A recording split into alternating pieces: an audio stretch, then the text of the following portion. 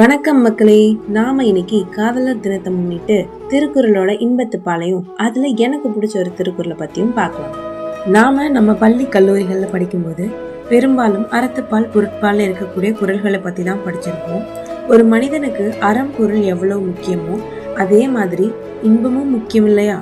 அதனால இன்னைக்கு இந்த காணொலி மூலியமா இன்பத்து பால் பத்தி தெரிஞ்சுக்கலாம். இந்த இன்பத்து பால் இருக்குல்ல, அத 2 இயல்களா பிரிச்சிருக்காங்க, களவியல், கற்பியல் அப்படின்ட்டு. மொத்தமா இந்த இயல்கள் 25 அதிகாரங்களையும் 250 குறட்பாக்களையும் உள்ளடக்கி இருக்கு.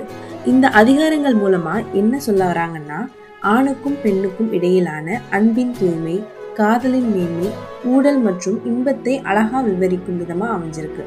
மேலும் திருமணத்திற்கு முன்னாடி உள்ள தலைவன் தலைவியின் காதல் மகிழ்ச்சி பற்றியும், திருமணத்திற்கு பின் உள்ள தலைவன் தலைவியின் காதல் முதிர்ச்சி பற்றியும் சிறப்பா பேசப்பட்டிருக்கு.